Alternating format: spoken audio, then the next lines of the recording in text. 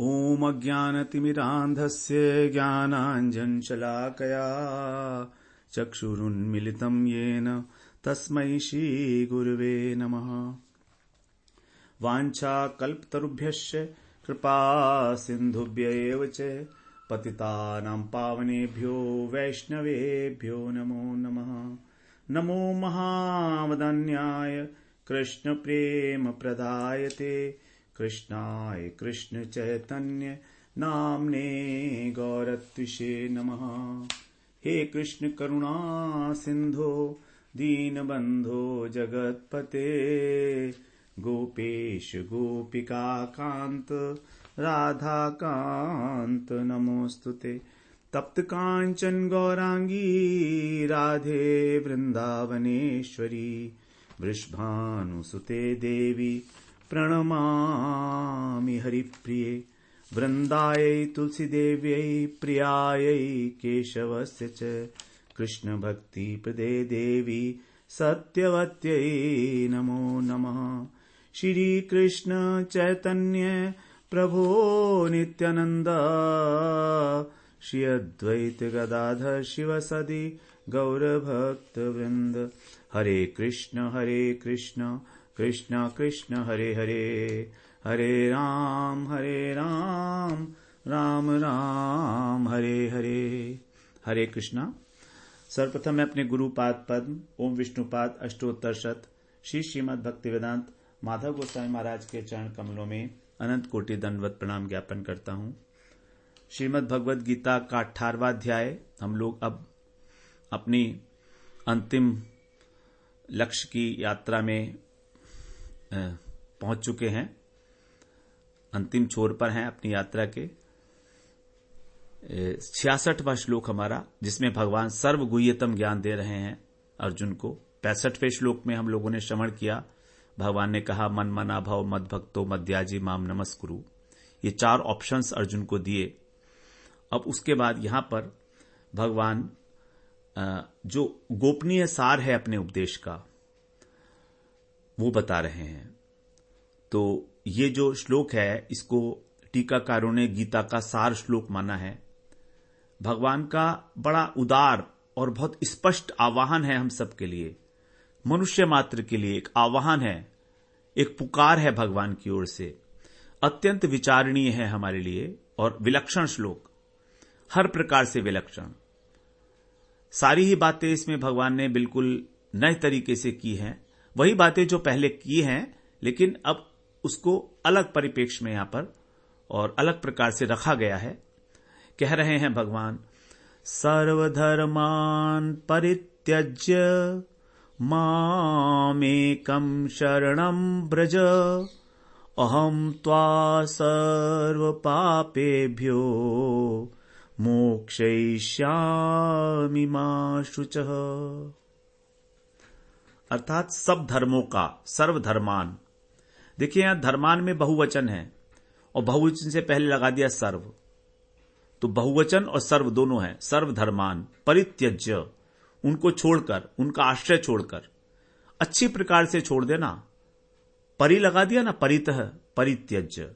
माम एकम शरणम व्रज, माम एकम, मुझ एक की ही शरण में आ जा। अहम त्वा सर्व पापेभ्यो, मैं तुझको संपूर्ण पापों से मोक्षयिष्यामि, मुक्त कर दूंगा। मां शुच है, चिंता मत कर। पिछले श्लोक में भगवान ने शरणागति का जो स्वरूप बताया, वहां पर जो 4 उपाय बताए, उन 4 उपायों को भगवान ने 9वें अध्याय के 34वें श्लोक में ही बताया था। और वहां पर उस 34वें श्लोक में भगवान ने कहा था मत पारायण। यदि हम 9वें अध्याय का अंतिम श्लोक 34वां श्लोक देखें तो वहां पर लिखा है मामे वैश्यसी युक्त्वा एवं आत्मानम मत पारायण। वहां पर भी मामे वैश्यसी कहा था कि तू मुझे ही प्राप्त होगा। युक्त्वा एवं, एवं माने इस प्रकार अपने को मेरे परायण होकर, मत परायण। तो वहां पर जो मत परायण पद कहा था, तो वहां पर परायण शब्द की जो व्युत्पत्ति थी वो यही थी, परम केवलम अयनम आसक्ति स्थानमिति परायणम। परम केवलम अयनम आसक्ति स्थानम इति परायणम, अर्थात जिसके केवल भगवान ही आसक्ति स्थान है, हम उसी के परायण होते हैं जिसके प्रति हमारी आसक्ति होती है। तो यहां कह रहे हैं परम क्या है, परम केवलम अयनम, केवल एक ही अयन। कौन सा अयन? आसक्ति स्थानम। तो भगवान ही जिसके आसक्ति स्थान है वही है भगवत परायण। तो इसमें भक्त भगवान और भक्ति इन दोनों की ही आश्रित है, यही अनन्य शरणागति है। तो उसी बात को यहां पर अब उसकी व्याख्या कर रहे हैं भगवान। ये शरणागति क्या है, भगवान का ही एकमात्र आश्रय लेने का मतलब क्या है, इसका क्या मतलब है? कह रहे हैं सर्वधर्मान परित्यज्य। भगवान की प्राप्ति के जितने भी साधन शास्त्रों में बताए गए हैं, कर्म योग, ज्ञान योग, ध्यान योग, ये सब त्रिगुणात्मक है, अर्थात सत्व गुण प्रधान है, क्योंकि ये सब शरीर से संबंधित हैं। कर्म योग, कर्म कैसे करेंगे? शरीर से करेंगे। ज्ञान योग, ज्ञान तो सत्वगुण से ही उत्पन्न होता है, सत्वात् संजायते ज्ञानम। ध्यान योग, वो भी मन की ही क्रिया है, ध्यान लगाया जाता है मन से। तो ये तो सूक्ष्म शरीर से संबंधित है सारे तीनों। लेकिन भक्ति योग जो है, भक्ति शरीर से संबंधित नहीं है।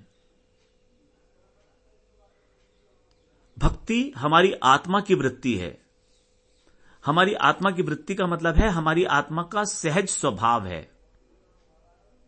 सहज स्वभाव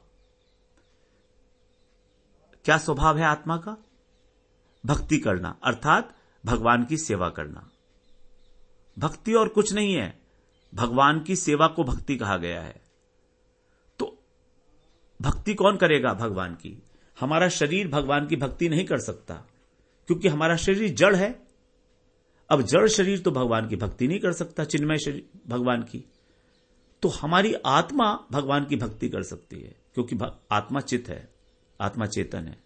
उसका सहज स्वभाव है भगवान की भक्ति करना, भगवान का भजन करना, भगवान की सेवा करना। तो इसीलिए उस निर्गुण भगवान की प्राप्ति के लिए निर्गुण साधन की आवश्यकता है, और ये निर्गुण साधन केवल भक्ति ही हो सकता है। देखिए, वास्तव में हम जो अभी कर रहे हैं ना, इस शरीर के अंदर ये भक्ति कर ही नहीं रहे हैं। हम इसको भक्ति कह तो देते हैं केवल इसलिए क्योंकि भक्ति को लक्ष्य करती है, ये भक्ति नहीं है। अभी तो हम शरीर से सारी क्रियाएं कर रहे हैं, अभी तो हमारा कर्तापन और भोक्तापन ही नहीं गया है। भक्ति कहां से करेंगे? भक्ति तो चिन्मय शरीर से होगी। जब कृष्ण का नाम हमारी जिह्वा के ऊपर स्वयं स्फुरित होता है, तब हम उसको कहते हैं भक्ति हो रही है। उसके बिना भक्ति नहीं है।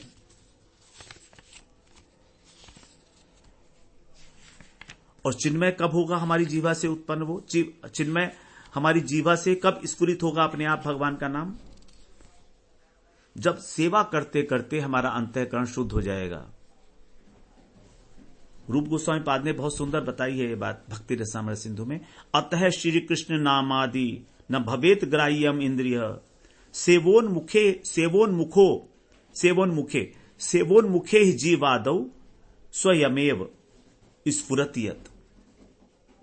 अतः इसलिए श्री कृष्ण का नाम इत्यादि, नाम गुण रूप लीला इत्यादि न भवेत ग्राह्यम इंद्रिय, हमारी इंद्रियों के द्वारा ग्रहण करने योग्य नहीं है। हमारी जीवा भगवान का शुद्ध नाम का उच्चारण नहीं कर सकती, हमारे कान उनकी शुद्ध हरि कथा का श्रवण नहीं कर सकते, हमारा शरीर उनकी सेवा नहीं कर सकता। कारण क्योंकि ये जड़ है, लेकिन जब इनके अंदर सेवा वासना उत्पन्न हो जाएगी, सेवोन्मुखे, जब ये सेवोन्मुख हो जाएंगे, जिव्या इत्यादि हमारी जो ज्ञानेंद्रियां हैं वो सब जब हमारी सेवोन्मुख हो जाएंगी, तो फिर भगवान का नाम हमारी जीवा के ऊपर अपने आप स्फुरित होगा। हरे कृष्ण कृष्ण कृष्ण हरे हरे, हरे राम राम राम हरे। क्योंकि नाम भगवान का दिव्य है, नाम दिव्य है भगवान का, लेकिन उसको लेने वाली जीवा जो है वो अभी जड़ है। और जब अभ्यास के थ्रू धीरे धीरे धीरे धीरे ये हमारी जीवा भी जब चिन्मयत्व को प्राप्त कर लेगी, कृष्ण भक्ति सुधा पानात देह दैहिक विस्मृति, जब इस शरीर और शरीर से संबंधित वस्तुओं की विस्मृति हो जाएगी, तब हमारी जो इंद्रियां हैं वो सेवोन्मुख हो जाती हैं, भगवान की सेवा में नियुक्त होने के लिए उपयोगी हो जाती है। उस समय में भगवान का नाम स्वयं स्फुरित होता है और वही है शुद्ध नाम। अभी हमारा जो हो रहा है वो नामापराध हो रहा है और नामाभास हो रहा है। सबसे पहली अवस्था में नामापराध होता है, फिर नामाभास होता है, उसके बाद शुद्ध नाम। ये जो नामापराध है, इससे भी हमको संसार के भोग और मुक्ति तो मिल जाती है, नामाभास से ही मिल जाती है। अजामिल के केस में क्या नामाभास ही तो था। तो हमें भगवत प्राप्ति के लिए इन गुणमय साधनों को छोड़ना होगा। सर्वधर्मान परित्यज्य, कैसे छोड़ना है? किसी भी साधन का हमें स्वरूपतः त्याग नहीं करना, क्योंकि कर्म का त्याग नहीं किया जा सकता। एक क्षण भी हम बिना कर्म के नहीं रह सकते, एक क्षण भी नहीं रह सकते। क्षणमपि जातु तिष्ठति अकर्मकृत। तो साधन का त्याग नहीं करना है, साधन को तो तत्परता पूर्वक ही करना है। इसीलिए तो भगवान ने कहा था 56वें श्लोक में कि सारे कार्यों को करता हुआ भी मेरा आश्रय ग्रहण करके मेरी कृपा से तू उस परम पद को प्राप्त करेगा, कहा था ना। तो वहां पर भगवान ने कहा कर्म छोड़ दे, साधन छोड़ दे।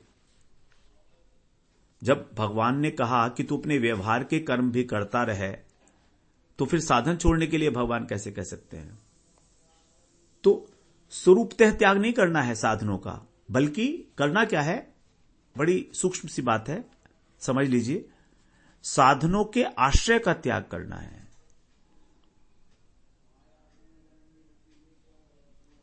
साधन के आश्रय का त्याग, ये एक एटीट्यूड है, मेंटल एटीट्यूड है, ये एक मेंटल फिनोमिना है।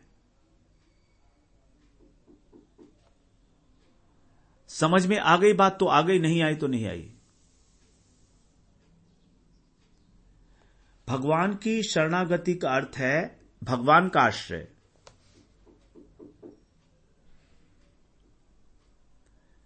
यही सभी धर्मों का सार है, निचोड़ है। जैसे पतिव्रता स्त्री का अपना कोई काम नहीं होता, वो अपने शरीर की देखभाल भी अपने पति के लिए करती है, पति ही एकमात्र उसका आश्रय है। अपने शरीर को भी पति का मानती है, अपने गोत्र को भी पति के गोत्र में मिला देती है, पति के घर पर रहती है, उसकी सेवा करती है। उसी प्रकार जब हम भगवान का आश्रय ले लेते हैं, तो हम भगवान के चरणों में स्वयं को निवेदन करके अभय पद को प्राप्त करते हैं। भगवान का जो धाम है, भगवान के जो चरण कमल हैं, वो अभय, अशोक और अमृत स्वरूप हैं। ये 3 गुण बताए गए हैं।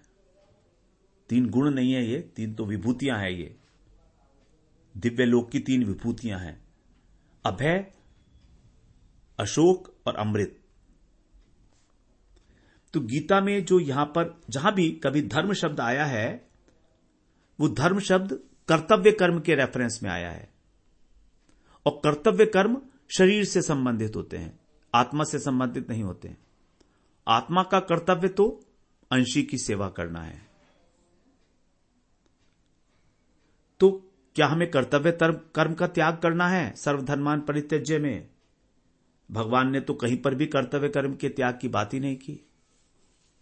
अपना मत उन्होंने प्रस्तुत किया था इस अध्याय के प्रारंभ में ही। वहां पर उन्होंने स्पष्ट किया था, यज्ञोदानम तपश्चैव पावनानि मनीषिणाम।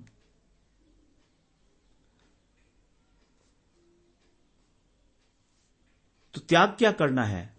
त्याग यही करना है कि हमें उन कर्तव्य कर्मों का, धर्मों का आश्रय जो हमने लिया हुआ है, उनका त्याग करना है।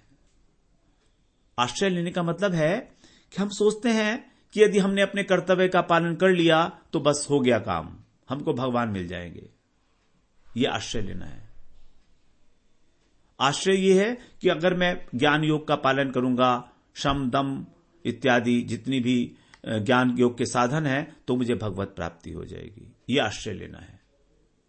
यम नियम आसन प्राणायाम प्रत्याहार करूंगा तो मेरी समाधि लग जाएगी, मुझे ब्रह्म की प्राप्ति हो जाएगी। यह आश्रय लेना है। यदि मैं अपनी फल की इच्छा को और अपने अहंकार को मिटा दूंगा तो ये मेरे को ब्रह्म की प्राप्ति होगी, भगवत प्राप्ति होगी। यह आश्रय लेना है।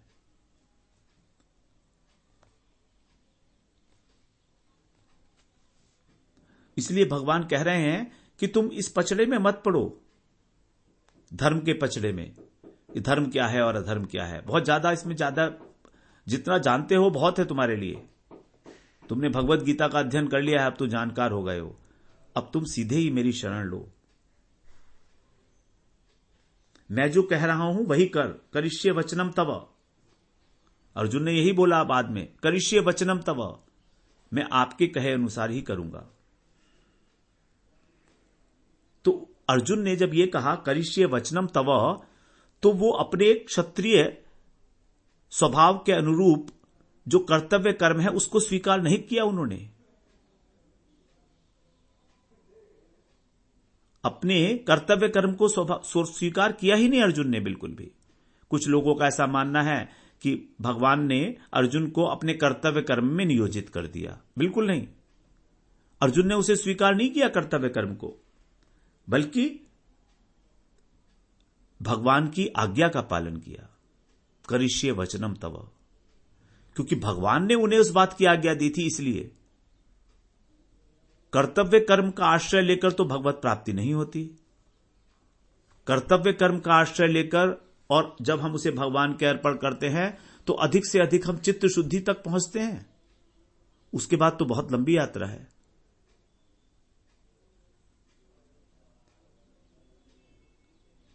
तो यहां पर जो धर्म शब्द है वो बड़ा इंपॉर्टेंट है। वस्तु का जो एक धर्म होता है वो उसके गठन के समय ही उसके अंदर प्रकाशित हो जाता है। जैसे विष का एक धर्म है मारना। अब वो धर्म अगर उससे हटा दिया गया तो वो विष नहीं रहा। तो किसी भी वस्तु का धर्म, तो यहां पर धर्मान कहा, अर्थात अनेक अनेक धर्म हैं, अनेक अनेक धर्म हैं। तो एक व्यक्ति के साथ अनेक अनेक प्रकार की वस्तु अटैच्ड हैं। उसके शरीर के साथ उसके माता पिता, उसके पिता पुत्र, पिता पत्नी, उसका मित्र, उसके बंधु बांधव, उसका समाज, उसका देश, ये सब उसके साथ अटैच्ड हैं। इन सब के प्रति उसके अलग अलग कर्तव्य हैं, अलग अलग धर्म हैं। तो यहां पर जो शरीर के धर्म हैं उन धर्मों को त्यागने के लिए भगवान ने कहा गया है। शरीर के धर्म अलग हो सकते हैं क्योंकि दैहिक वस्तु अलग अलग हैं। दैहिक वस्तु बहुत सारी हैं, इस शरीर से संबंधी वस्तु बहुत सारी हैं, लेकिन आत्मा का तो एक ही धर्म है। आत्मा बहुत सारी नहीं है, आत्मा एक ही है। तो यहां पर भगवान आत्मा के धर्म को छोड़ने के लिए नहीं कह रहे हैं, तभी वहां पर बहुवचन लगाया गया। जो अलग अलग वस्तु के धर्म हैं, वस्तुओं के, उनके धर्म को छोड़ने के लिए कहा गया है यहां पर। तो जब हम संसार का आश्रय लेते हैं तब हम समझिए कि अनेक प्रकार के धर्मों का आश्रय ले रहे हैं।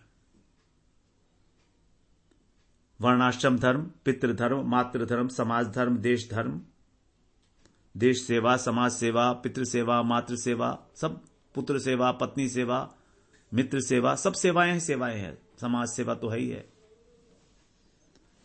तो इन धर्मों का आश्रय लेने के लिए निषेध किया गया है। इनका स्वरूपतः त्याग नहीं करना है, घर बार छोड़ के बैठना नहीं है बाहर, क्योंकि स्वरूपतः त्याग करने से तो हमारा पतन ही होगा और संभव भी नहीं है।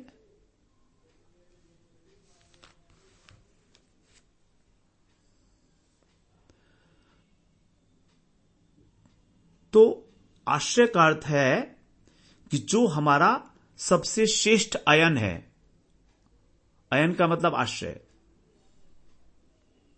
जो सबसे श्रेष्ठ वस्तु है उसी का तो आश्रय लिया जाएगा ना।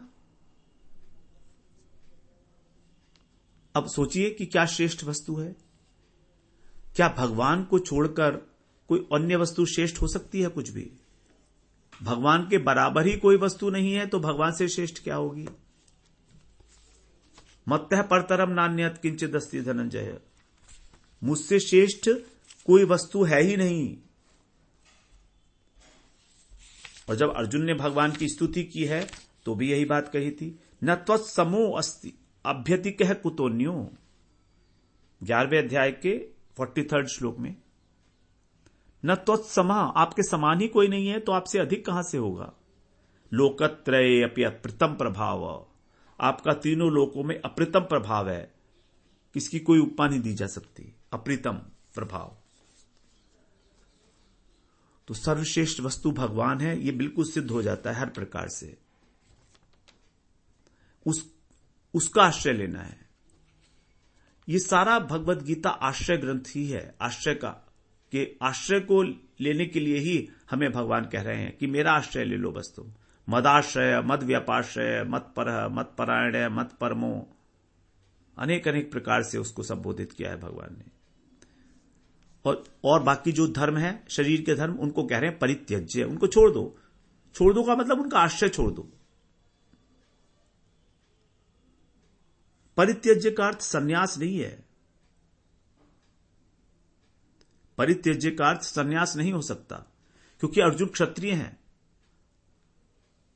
क्षत्रिय होने के कारण अभी अर्जुन का संन्यास में अधिकार नहीं है, अभी गृहस्थ भी हैं। वो अपनी माता की आज्ञा से ही तो आए हैं महाभारत का युद्ध लड़ने के लिए। जब कुंती ने आज्ञा दी है, उनको प्रोत्साहित किया है, तो अभी संन्यास कैसे ले सकते हैं? वो अभी अधिकार नहीं है उनका संन्यास में। परित्यज्य का अर्थ कर्म फल की इच्छा, कर्म में आसक्ति ना होना, यह भी नहीं हो सकता, क्योंकि जब भगवान की शरण ले ली जाएगी तो फिर किसी प्रकार का कोई इच्छा कामना का प्रश्न ही नहीं उठता। तो यहां पर भगवान ने पहले भगवान बताए हैं, यत करोषि यदर्शनासी यजोहषि में, कि तुम्हारा कर्म मिश्रा प्रधानी भूता में अधिकार है, 9वें अध्याय में बोल दिया था। अब यहां पर भगवान अर्जुन को अपग्रेड कर रहे हैं। देखिए भगवान किस तरह से अर्जुन को अपग्रेड कर रहे हैं। 6ठे अध्याय तक भगवान ने गुणीभूता भक्ति की बात की, फिर 7वें अध्याय से भगवान ने प्रधानीभूता भक्ति की चर्चा शुरू की, और 18वें अध्याय में भी प्रधानीभूता की ही बात करते रहे काफी। अब यहां पर भगवान सर्वगुह्यतम उपदेश देते हुए अर्जुन को अपग्रेड कर दिया अनन्य भक्ति के लिए। अनन्य भक्ति में अधिकार दे रहे हैं भगवान। ये भगवान का आशीर्वाद समझिए, भगवान की कृपा समझिए, जो सौभाग्यवश किसी किसी को प्राप्त होती है। तो भगवान की कृपा से ही उसको अनन्य भक्ति में अधिकार मिला है।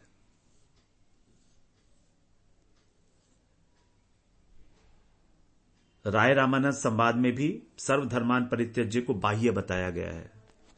जब महाप्रभु ने पूछा था राय रामानंद जी से कि आप मनुष्य के कल्याण का जो उपाय है वो बताइए। तो उन्होंने बताया वर्णाश्रम धर्म। फिर धीरे धीरे धीरे धीरे उसको ऊपर चढ़ाते गए, कहते गए। तो उन्होंने भी इसको बाह्य बताया है वहां पर। इसका कारण है कि पहले वाले श्लोक में प्रतिष्ठित होने के बाद मन मना भाव में उसका यदि तात्पर्य समझ लिया जाए, क्योंकि मनमना भाव तो रागानुगा भक्ति है ना।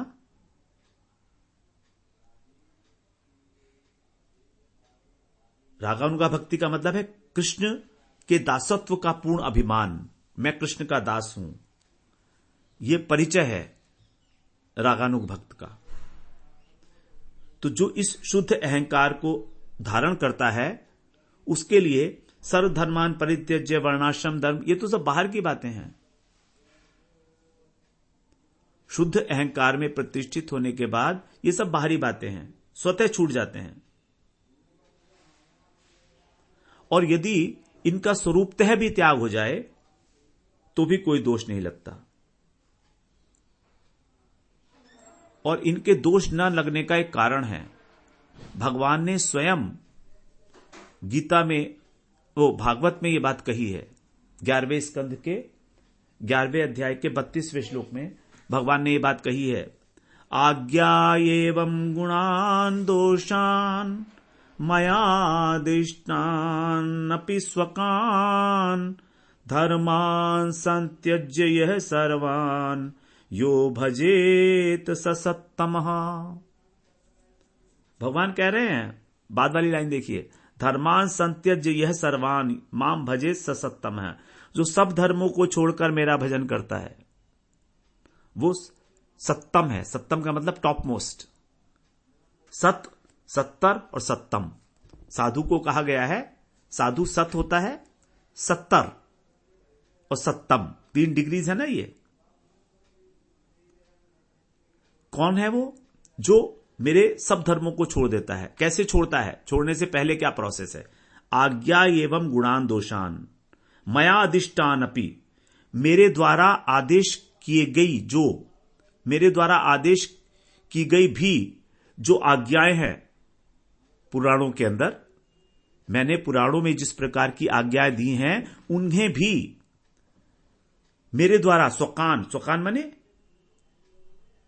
मया, मया माने मेरे द्वारा जो आज्ञा दी गई हैं, गुणान दोषान, उन गुणों दोषों को अध्ययन करके कि कौन हमारी भक्ति के अनुकूल है आज्ञा भगवान की और कौन सी प्रतिकूल है। क्योंकि वर्णाश्रम धर्म भक्ति के अनुकूल नहीं है, भक्ति के लिए सहायक है प्रारंभिक दशा में, लेकिन भक्ति प्राप्त होने के बाद विघ्न स्वरूप है। इसीलिए यदि उसका स्वरूपतः त्याग हो जाए तो भी कोई पाप नहीं लगता। क्योंकि तो भगवान का ही कहना है ना अपने आप कि जो मेरी आज्ञाओं के अंदर गुण दोष का विचार करके दोष को छोड़ देता है और जो मेरी गुणमयी आज्ञाएं हैं केवल उन्हीं का ग्रहण करता है और सारे धर्मों को छोड़ देता है दोष रूपी समझकर, वो मेरा सबसे परम प्रिय भक्त है, सत्तम सर्वश्रेष्ठ भक्त है। इसलिए पाप लगने की तो संभावना ही नहीं है। यदि स्वरूपतः त्याग हो जाता है तो भी अपने आप से नहीं करना है स्वरूपतः त्याग किसी भी धर्म का, लेकिन यदि हो जाए, होगा क्यों? क्योंकि भक्त भगवान की भक्ति में इतना तल्लीन है कि उसे होश ही नहीं है काहे का कर्तव्य, किसका कर्तव्य, क्या करना है, समय ही नहीं है उसके पास। इसलिए भगवान कह रहे हैं सर्वधर्मान परित्यज्य। तो इसी चर्चा को हम लोग थोड़ा आगे कंटिन्यू करेंगे। वांछा कल्पतरुभ्यश्च कृपा सिंधुभ्यैव च पतितानां पावनेभ्यो वैष्णवेभ्यो नमो नमः।